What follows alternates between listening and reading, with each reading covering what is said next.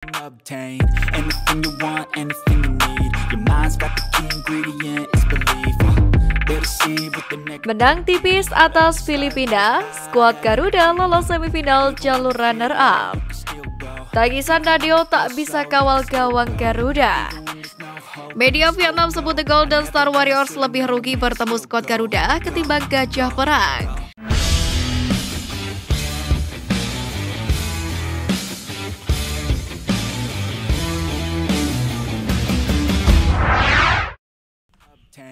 Menang tipis atas Filipina, skuad Garuda lolos semifinal jalur runner-up. Timnas Indonesia berhasil lolos ke semifinal Piala AFF 2022 usai taklukan Filipina di laga terakhir grup A dengan skor 2-1. Dua gol Timnas Indonesia dicetak oleh Deddy Sulistiawan pada menit 21, di mana ia berhasil memanfaatkan umpan cantik dari Pratama Arhan lewat lemparan ke dalam. Dan gol kedua dari Marcelino Ferdinand pada menit 43 yang melalui proses yang sangat cantik, di mana ia melakukan tendangan terukur ke sudut kiri gawang Filipina memanfaatkan umpan Wantu Sadil Ramdhani. Kemenangan ini pun membuat Timnas Indonesia keluar sebagai runner-up grup A Piala AFF 2022, sebab mereka masih kalah selisih gol dari Thailand. Dengan demikian, skuad Garuda akan langsung menjamu juara grup B di Stadion GBK Senayan, Jakarta. Apresiasi Marcelino cetak gol, netizen ungkit gagalnya Witan dan Egy. Usai mencetak gol ke gawang Filipina di laga terakhir grup A, nama wonderkid Marcelino Ferdinand trending di media sosial. Proses gol yang diciptakan pemain 19 tahun ini diapresiasi karena cukup tenang. Bahkan banyak yang mendoakan Lindo untuk bisa menjadi pemain abroad dengan berkarir di luar negeri. Selain memberikan apresiasi ke Marcelino Ferdinand, netizen juga memberikan sindiran kepada dua pemain lain yaitu Witan Sulaiman dan Egy Maulana Fikri yang tak setenang Marcelino saat melakukan finishing di depan gawang. Tangisan Nadio tak bisa kawal gawang Garuda. Nadio Argawinata harus ditarik keluar pada menit ke-22.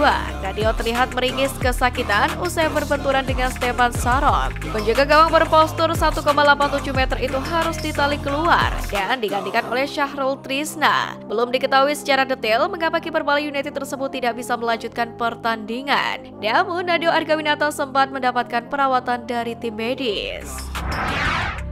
Puluhan supporter Timnas Indonesia bikin geger Stadion Rizal Memorial Filipina. Puluhan supporter merah putih sambut para pemain Timnas Indonesia dalam laga penentuan dan akhir di grup A Piala AFF 2022 pada Senin 2 Januari 2023 malam. Walau kalah jumlah dari tuan rumah, tapi supporter Garuda itu bikin geger stadion. Mereka beringsut masuk stadion dan totalitas memberikan dukungan ke skuad Garuda. Skuad Garuda jadi lawan terakhir, Kapten Timnas Filipina pensiun. Kapten Filipina Stefan Sarok mengumumkan dirinya pensiun usai pertandingan melawan Timnas Indonesia di Piala AFF 2022.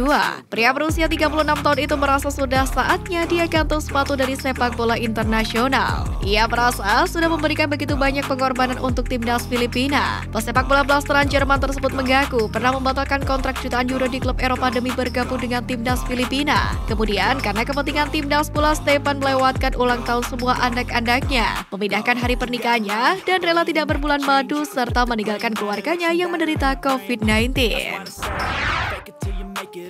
Skuad Timnas Indonesia dilarang main medsos selama Piala AFF 2022.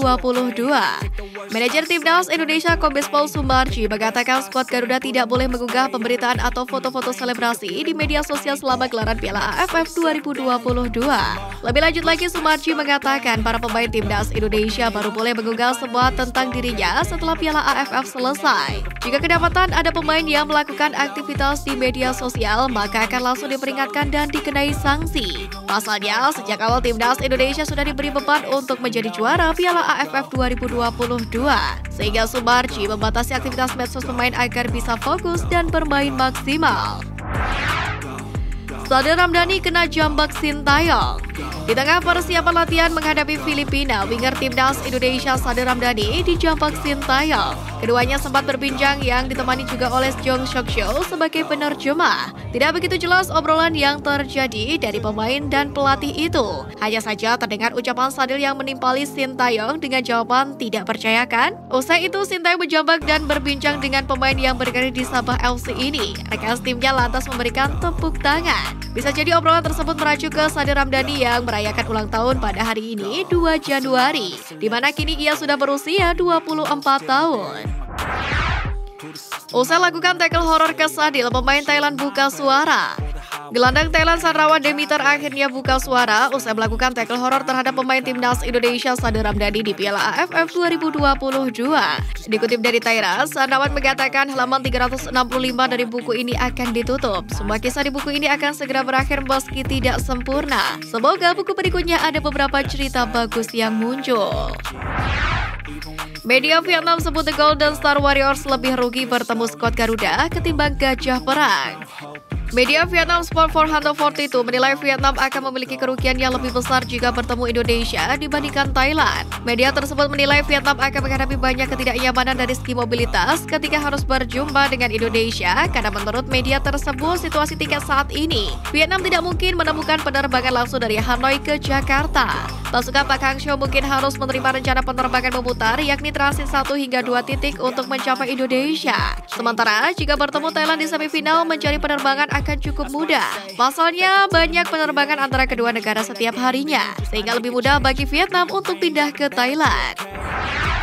Keberadaan Jordi Amat di Piala AFF 2022 jadi sorotan media Spanyol. Salah satu media besar Spanyol, Marca, mengulas soal keberadaan Jordi Amat di tim besutan Sintayong, di mana dalam ulasannya, Marca menyebut bahwa Indonesia diperkuat oleh sosok pangeran. Dalam ulasan itu, media Spanyol juga kemudian menjelaskan soal bagaimana Jordi Amat bisa mendapatkan WNI yang membutuhkan waktu cukup lama. Klaim pangeran sepertinya tidak salah. Pasalnya Jordi Amat pun mengakui bahwa neneknya pernah bercerita bahwa ia adalah putra mahkota.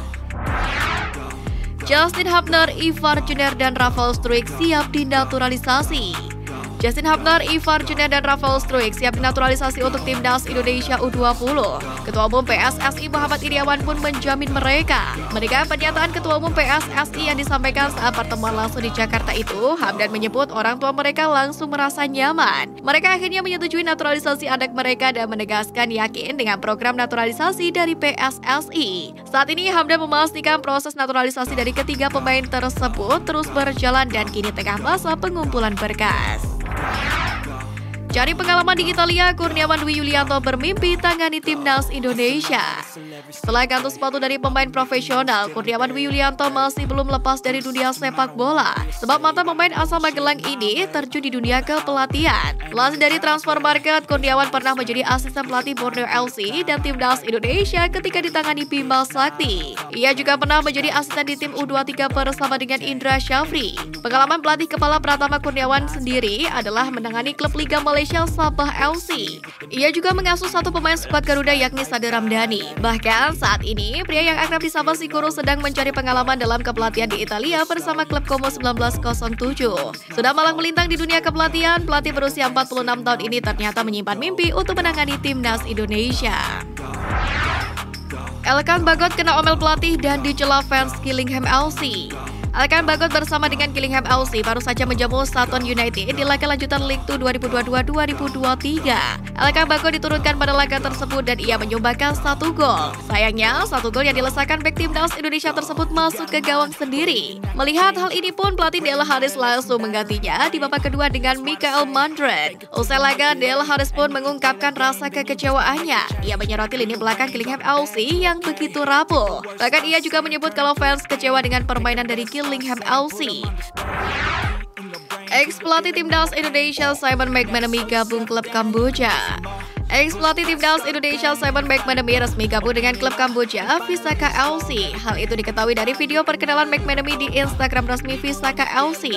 Simon McManamy sendiri bukanlah sosok asing bagi sepak bola Indonesia. Pasalnya, McManamy pernah menangani sejumlah klub Indonesia, mulai dari Mitra Kukar, Pelita Bandung Raya, hingga Bayangkara FC. Prestasi terbaiknya adalah membawa Bayangkara FC juara Liga 1 2017. Pencapaian itulah yang membuat Simon McManamy dipercaya latih timnas Indonesia pada 2019.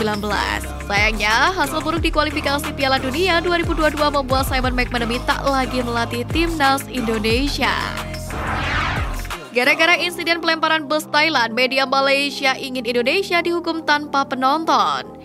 Media Malaysia harimaumalaya.com turut menanggapi insiden pelemparan bus timnas Thailand oleh oknum supporter Indonesia. Media Malaysia terlihat geram dan menilai supporter Indonesia tidak pernah belajar dari peristiwa-peristiwa sebelumnya. Padahal Indonesia baru saja berduka dengan adanya tragedi Kanjuruhan yang menewaskan lebih dari 135 supporter pada 1 Oktober lalu. Harimau Malaya menyebut supporter timnas Indonesia tak berubah. Media itu pun berharap ada hukuman tanpa penonton bagi timnas Indonesia selama bertahun-tahun.